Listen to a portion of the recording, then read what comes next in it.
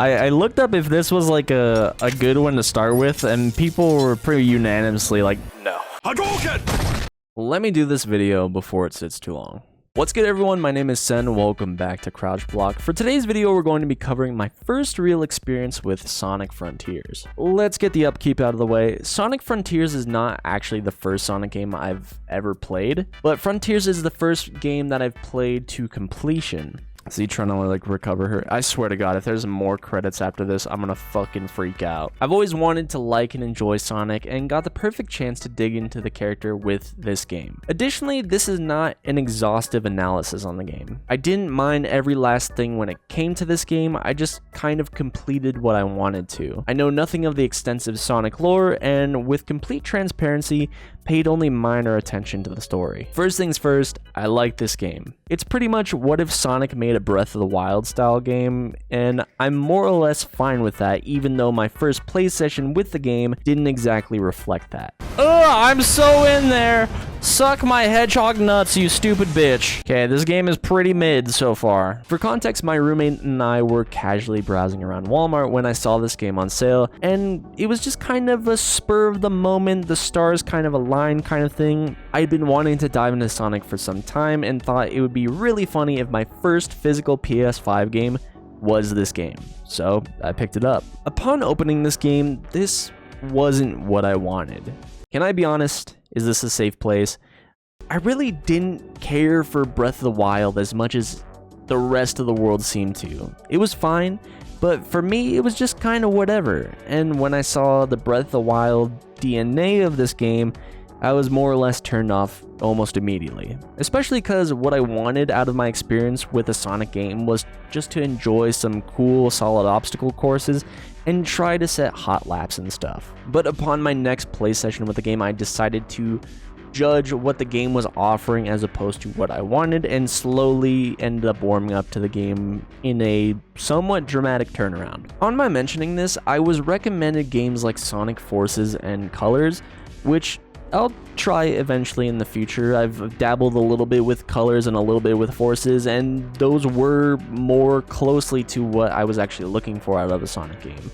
With that said, once again, I did enjoy Frontiers. Digging into the actual game, I'm not super sure where to start, but I guess I'll kick things off with the thing I could tell you the least about, which is actually the story of the game. I did not do a good job paying attention to any kind of narrative or digging any additional information. On the initial draft of this video, I was going all out, but kind of took the stance of there are better people to tell you about the expanded lore of Sonic and how it fits into the shape of this game. It was just kind of above my pay grade to do that as a newcomer. With that said, I got the general gist of the game. Eggman tried to do bad thing, essentially kicks off the potential end of the world with the whole cyberspace potentially clashing together with our world or something of the like. I was really confused initially because I thought the whole time we were actually navigating cyberspace as Sonic and we're working to fight our way out, but it was to keep the merging of the cyber world and our world from happening, I think. Correct me if this upcoming part is off, but these giant things that I'm gonna call Sentinels that we fight as essentially boss fights at the end of each island were originally piloted by alien life forms, which are the more full version of the Coco, I believe. But since the Coco Prime had passed on,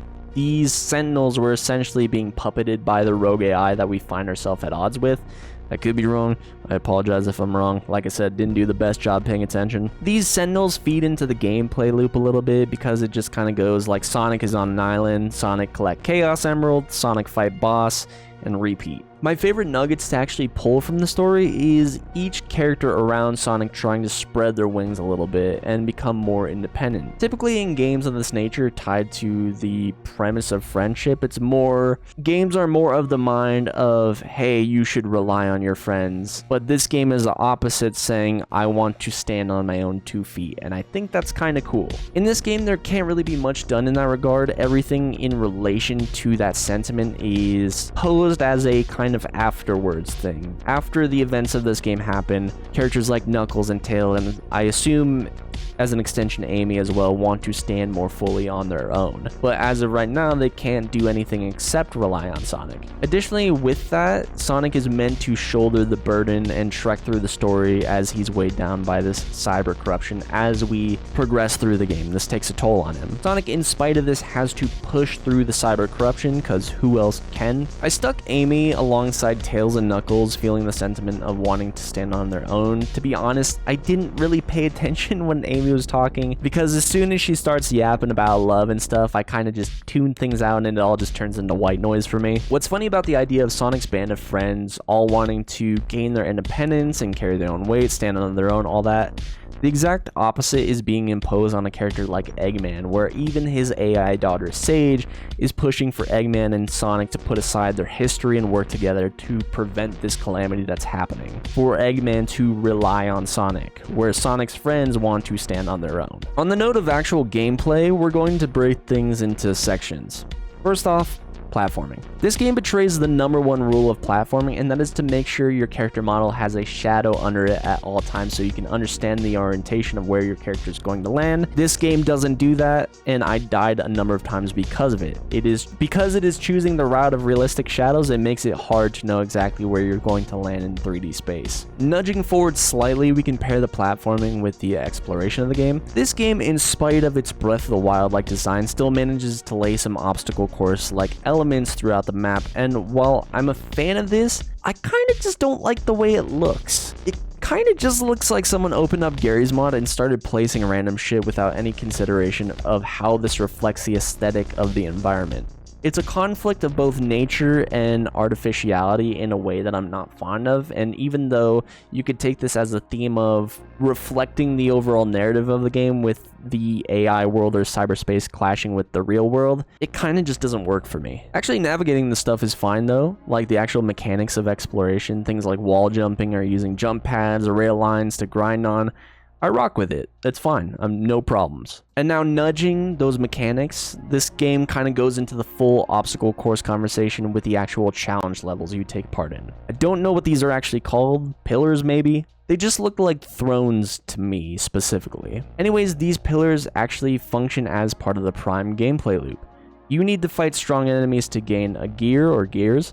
Once you gain enough gears, you have access to these pillars, which open up to being my favorite part of the game, which are more traditional like Sonic levels. Your goal in these levels is to meet as many of the clear conditions as you can. They're all the same, minus slight alterations, like clearing the course with a specific amount of gold rings, clearing with all 5 red rings, and clearing with an S rank time. The more conditions you meet, the more keys you get as a reward. The more keys you gain gives you access to the Chaos Emeralds. Collect 6 Chaos Emeralds, and then you go fight the boss of the area, giving you your 7th. You turn into Super Sonic, fight the boss all out, and then you go on the next island to do it again. I had a lot of fun doing these. I didn't do all of them. I kind of just once again moved on to doing these at my own leisure. For the most part, I wanted to naturally one-up myself, especially regarding the time. The pillars became a mild annoyance to me when I figured out these were mandatory to progress the story of the game, and it wasn't just for the fun of the player. But it is what it is. I still liked them, and it gave me a taste of what I actually wanted out of this game, so the pillars were more or less a nice little treat for me. While I still liked navigating the 3D based levels, they suffered from the platforming being hard to read because, like I said earlier, the shadow, you don't have a shadow attached to you, so it's hard to know exactly where you're going to land. With that said, I liked and enjoyed all the 2D levels. Makes me just want to play Sonic Mania. The things I didn't really care for was the levels of fishing with Big the Cat. I don't give a fuck about that, man. I'm not doing that. To wrap the exploration-esque section up,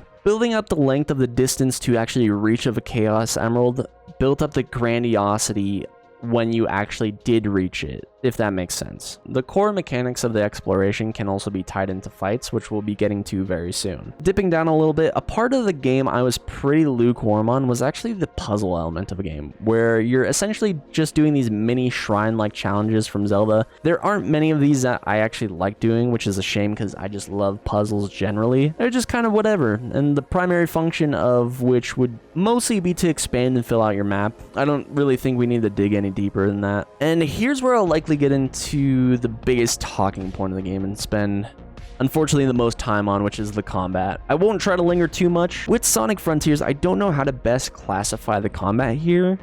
hack-and-slash-esque, hack-and-slash adjacent. I mean, you don't have a sword, but it just kind of feels that way. I got a fair bit of slack for calling Halo games essentially a watered-down boomer shooter, so I'm trying to come somewhat correct here. The combat, put simply, is decent in my mind. It follows a basic progression system. As you gain experience, you unlock more abilities, filling out the way you're able to flexibly take down enemies. But even with the game on hard difficulty, which isn't saying much, this game didn't really demand me to actually get good in anything in particular. There wasn't a need for me to grind combos or optimal routing or anything like that, which it doesn't need to be the hardest shit ever. I just wanted a decent struggle here and there, especially on something like hard difficulty. I did eventually end up messing with some potential routing with combos. There were two things in particular that stood out to me in the combat that seemed a little OP.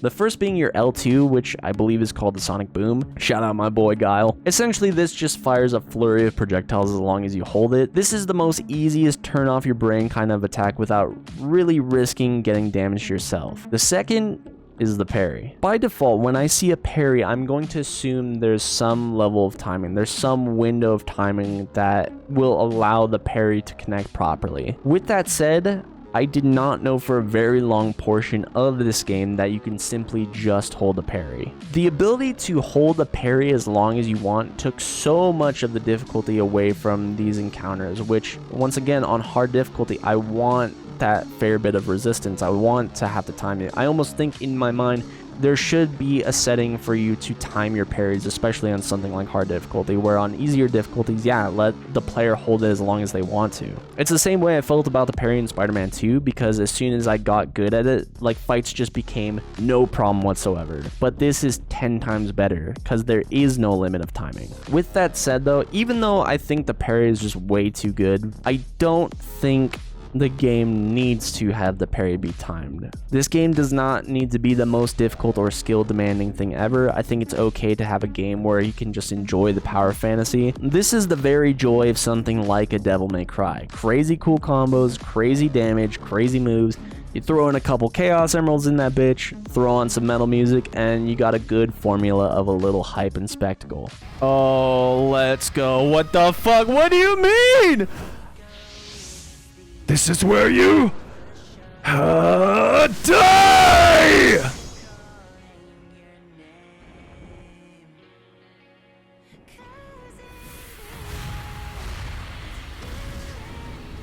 One of the really cool things I thought about related to this game's combat is how the navigation of the world ties into the actual combat due to these stronger enemy encounters. There will be things orbiting some of your stronger enemies and potentially even bosses that act as obstacle courses that you navigate. So your proficiency with the navigation just as much, in a way, fuels your proficiency somewhat in the combat. I don't know the general consensus of this game among the hardcore audience. To be honest, I don't even know if I care, and this might not have been the experience I wanted out of a Sonic game, but I'm happy with the one I got.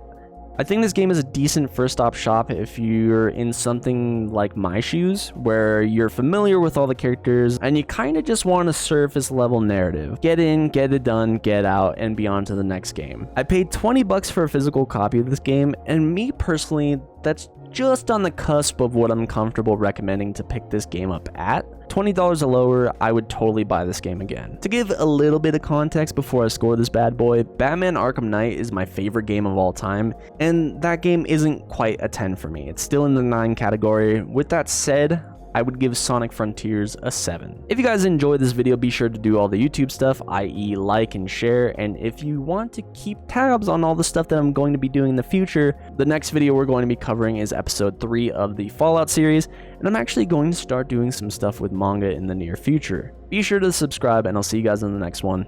Peace. Damn, alright, we're cheating right now? Am I simply just supposed to endure? There's the Earth. Okay, I think I quote-unquote did it. This is a MASH one? This feels like a MASH one. Oh, let's go. A little teamwork, baby!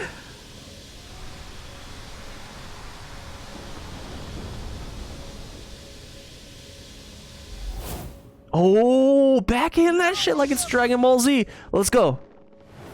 Oh, give me a throw. Ugh. Oh, barely. Oh my god, barely. Let's go.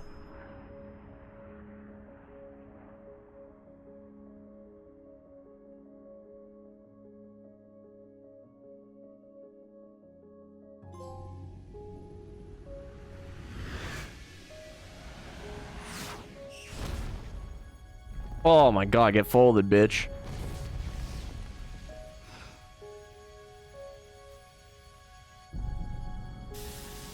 Is it gonna go kaboom now?